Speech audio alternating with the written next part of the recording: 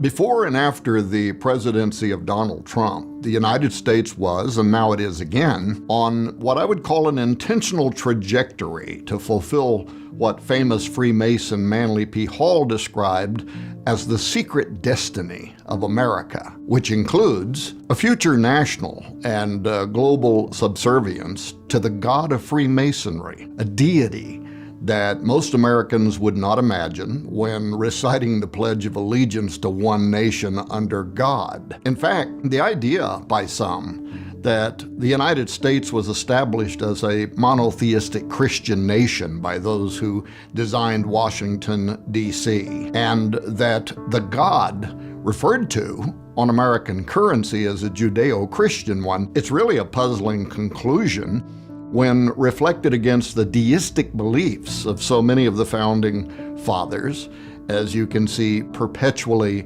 viewed in the so-called supreme architect deism of Freemasons, and in the supreme judge of the world and the divine providence notations that are in the Declaration of Independence and other founding documents, as well as the countless pagan icons that actually dominate the symbols, the statues, the buildings, the seals that were carefully drafted under official government auspices. The Great Seal of the United States primary among them, which Manly P. Hall, the famous Freemason, rightly called the signature of that exalted body of Masons who designed America for what he called a peculiar and particular purpose. It all bears rich symbolism, forecasting anything but Christianity. As a matter of fact, when Christians in the 1800s argued that a hypothetical annihilation of the United States would lead to antiquaries of succeeding centuries, and by that they meant historians, concluding that America had been a heathen nation based on the symbolism of the Great Seal, Congress was pushed to create something reflecting the Christian faith of so many of its citizens. U.S. President and Freemason Theodore Roosevelt, he strongly opposed this idea, but other Masons weren't as frustrated with the plan because, given the ambivalence of the term God, and the axiom that, interpreted within the context of the Great Seal's symbolism, this certainly would not infer the biblical Christian God. Therefore, the slogan "In God We Trust," whoever you believe that God is, was accommodated by Masons and other Illuminatus who therefore approved as the official U.S. motto the phrase "In God We Trust." In my book, Zenith 2016, which among other things noted that the year of Donald Trump's presidential election had been foreseen by prophets and sages for thousands of years as the apex date, when governments would begin shifting toward the spirit that is predicted on the Great Seal of the United States, the Antichrist, followed by the actual man of sin's arrival and acceptance on the global stage in the year 2025, which people will discover in the new book Zeitgeist 2025. But this was to illustrate the point in my book Zenith 2016 that one definitely would not determine that the God in America's official motto refers to the Father of Jesus or a biblical Trinity.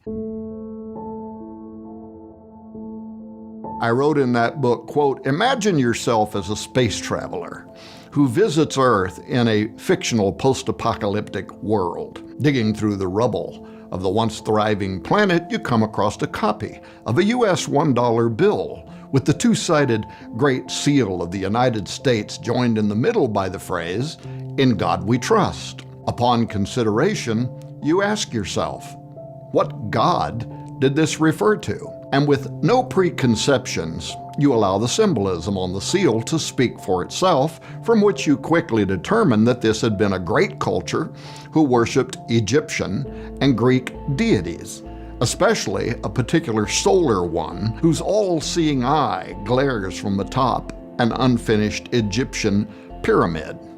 Upon further investigation into the specific beliefs of the strange group whose members had influenced the Great Seal, you discover from their highest masters, including one illustrious Albert Pike, that the sun god they venerated so highly had been known to them at various times in history by the names Apollo, Osiris, and Nimrod, end quote. Now, I made that argument in Zenith 2016 because, unknown to most Americans, and certainly to the average Christian, the Great Seal's mottos and symbolism relate to both Osiris and Apollo specifically, and yet as one. Osiris is the dominant theme of the Egyptian symbols, his resurrection and return, while the mottos of the seal point directly to Apollo, and the eagle, a pagan emblem of Jupiter, to Apollo's father.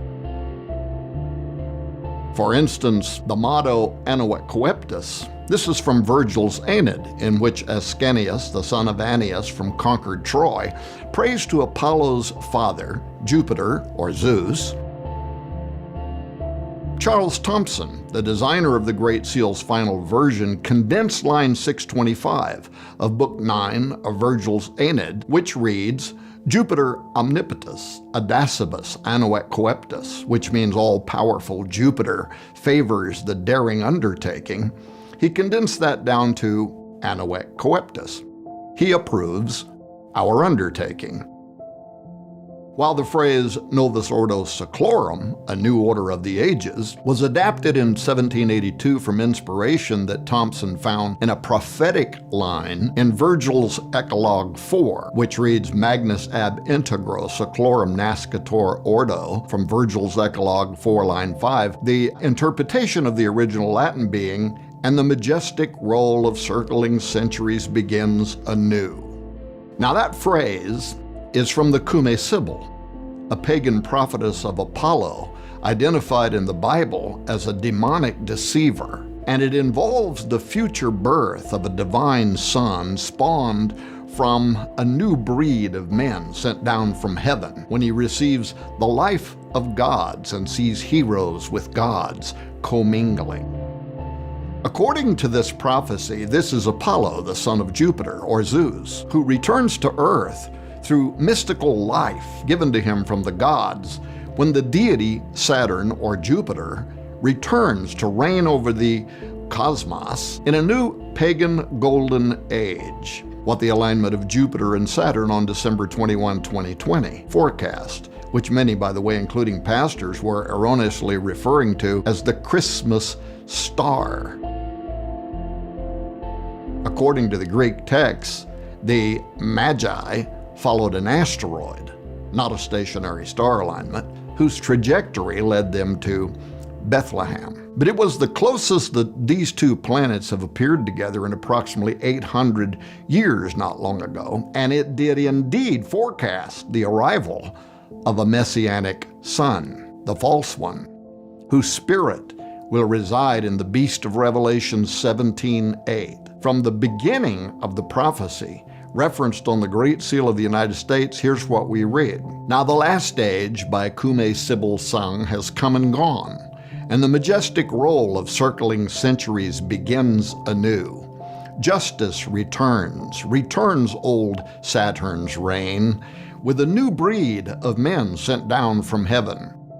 Only do thou at the boy's birth, in whom the iron shall cease, the golden race arise. Befriend him, chaste Lucina, 'tis thine own Apollo reigns.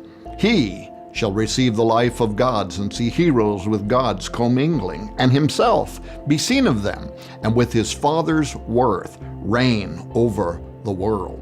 Assume thy greatness, for the time draws nigh, dear child of gods, great progeny of Jove or Jupiter Zeus. See how it totters, the world's orbed might, earth and wide ocean, and the vault profound, all see enraptured of the coming time, end quote.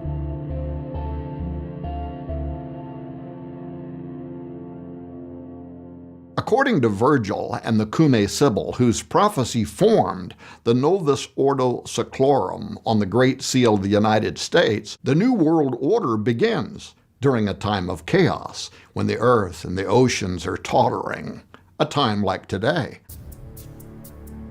This is when the Son of Promise will suddenly arrive on earth, Apollo incarnate, a pagan savior, born of a new breed of men sent down from heaven when heroes and gods are blended together.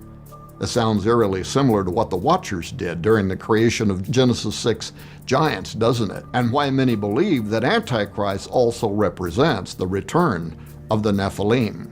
But to understand why such a fanciful prophecy about Apollo, son of Jupiter, returning to Earth should be important to you, in ancient literature, Jupiter was the Roman replacement of Yahweh.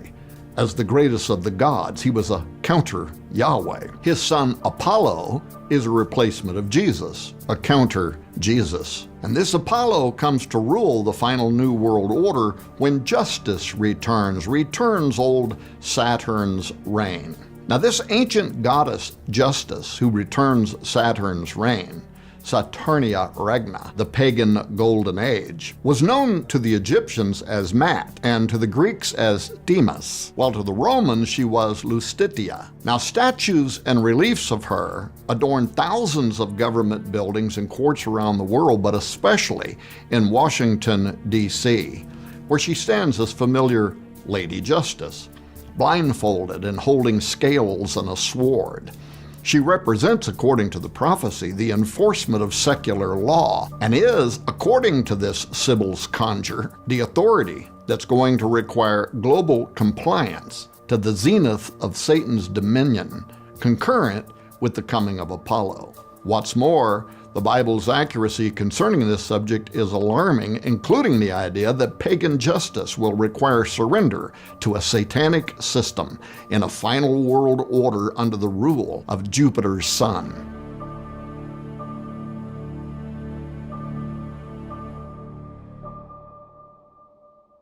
In the New Testament, the identity of the god Apollo, coded in the Great Seal of the United States as the Masonic Messiah who's going to return to rule the earth, is the same spirit, verified by the same name that will inhabit the political leader of the end times New World Order. For instance, according to key Bible prophecies, the Antichrist will be the progeny or the incarnation of the ancient spirit of Apollo. 2 Thessalonians 2:3 says, "Let no man deceive you by any means, for that day shall not come, except there come a falling away first, and that man of sin be revealed, the son of perdition." And this is the Greek word apoleia, Apollo. Revelation 17:8 likewise ties the coming of Antichrist with Apollo, revealing that the beast shall ascend from the bottomless pit and enter into him. It says, "The beast that thou sawest was and is not, and shall ascend out of the bottomless pit and go into perdition," apoleia, Apollo. "And they that dwell on earth shall wonder, whose names were not written in the book of life from the foundation of the world, when they behold the beast that was, and is not, and yet is." End quote. Among other things, this means that the Great Seal of the United States is a prophecy, hidden in plain sight by the Founding Fathers for more than 200 years, foretelling the return of a terrifying demonic god that seizes control of Earth in the new order of the ages. This supernatural entity was known and feared in ancient times by different names: Apollo, Osiris, and even farther back as Nimrod, whom Masons consider to be the father of their institution.